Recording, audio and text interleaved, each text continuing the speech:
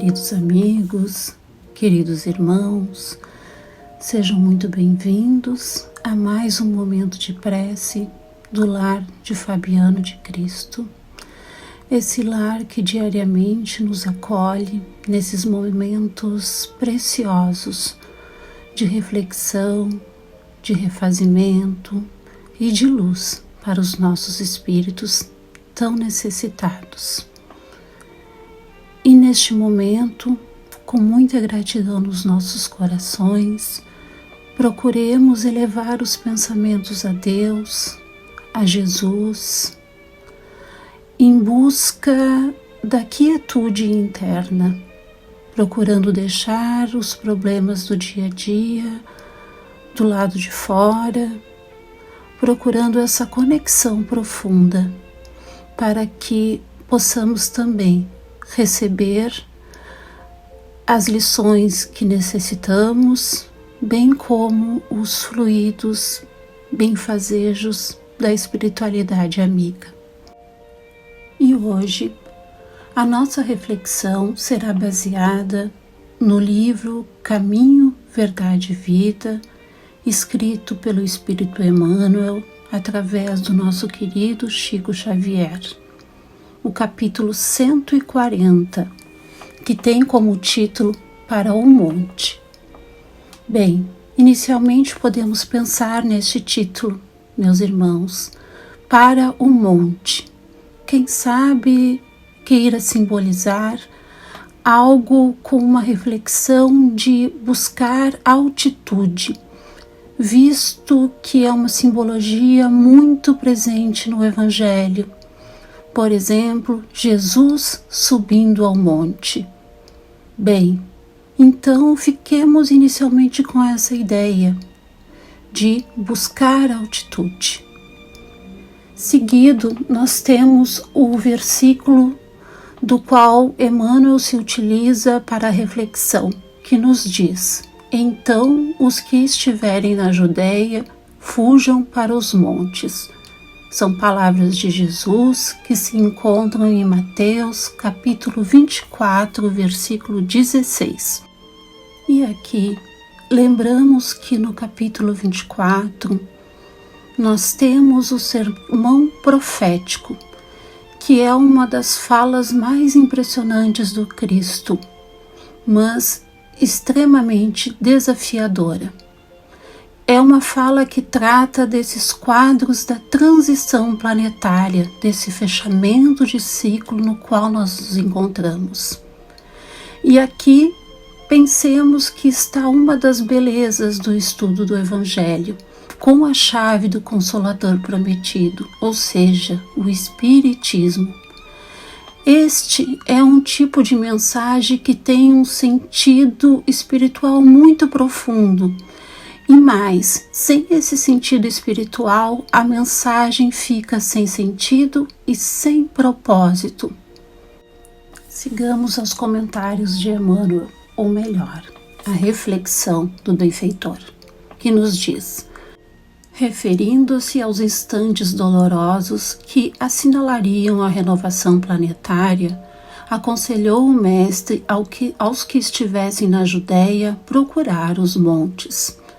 Bem, meus irmãos, nós sabemos que esse processo de transição é doloroso, pois é um tempo de mudanças de bases profundas. Alguns estudiosos comparam a dores do parto de uma nova humanidade. Então, subir aos montes seria elevar-se espiritualmente. E quanto à Judéia, é uma região que é onde está Jerusalém. Jerusalém que simboliza aqueles que já estão no entorno, aqueles que já estão em uma região espiritual de busca, de melhoria, aqueles que têm vontade de crescer. É uma condição espiritual de despertamento. São aqueles que já ouviram o chamamento de Jesus e que realmente estão inclinados à melhoria de si mesmos. E segue Emmanuel: a advertência é profunda porque pelo termo Judeia devemos tomar a região espiritual de quantos, pelas aspirações íntimas, se aproximem do Mestre para a suprema iluminação. Então, quando Jesus fala dos que estão na Judeia, ele faz referência àqueles que já entraram ou se adentraram numa faixa espiritual de busca. Os que não se contentam mais só com a materialidade, são os que anseiam a verticalização, anseiam a transcendência, aqueles que já buscam. São aqueles que nestes momentos conturbados em que vivemos, terão mais condições de entender, de percepção e poderão e deverão auxiliar nesse processo de transição planetária. E Emmanuel, e a atualidade da Terra é dos mais fortes quadros neste gênero. Em todos os recantos estabelecem-se lutas e ruínas.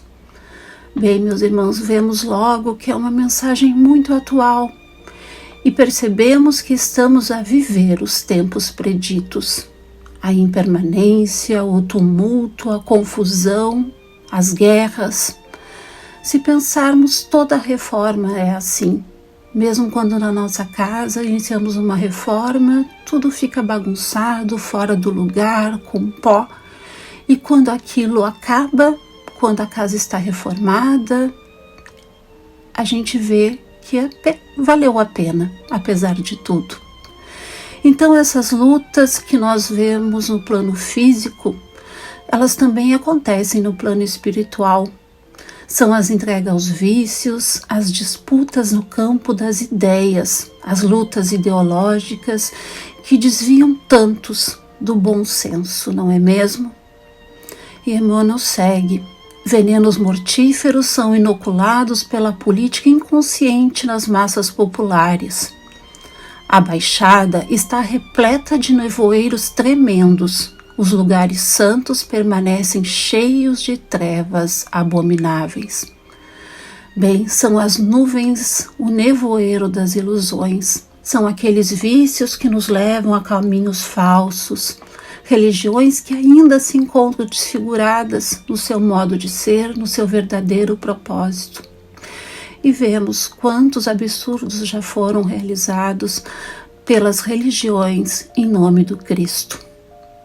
Emmanuel nos diz ainda: alguns homens caminham ao sinistro clarão de incêndios, aduba-se o chão com sangue e lágrimas para a semeadura do porvir. É chegado o instante de se retirarem os que permanecem na Judeia para os montes das ideias superiores. Ou seja, a consciência desperta, precisa encontrar essa conexão com o mais alto e manter a todo custo essa conexão, manter a chama acesa, operando na convivência com o mundo. Nós temos que subir buscando o telhado mental de que fala Emmanuel em outras mensagens, ou seja, conectar com o alto através da prece, dos bons pensamentos e do trabalho no bem. Então, aquele orai e vigiai que Jesus tanto nos aconselhou, precisamos buscar a conexão com o mais alto e quando descermos do monte para ajudar, para auxiliar, precisamos manter essa conexão, não nos deixando influenciar. Mantenhamos a nossa mente em prece, trabalhando no bem e pensando bem.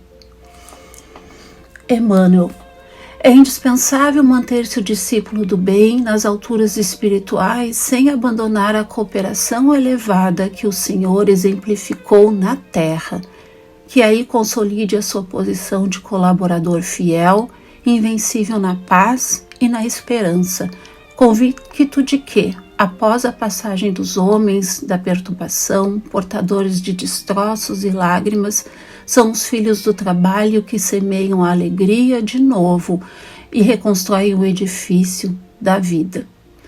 Bem, amigos, não pode-se viver na contemplação, não podemos abandonar o trabalho e a convivência.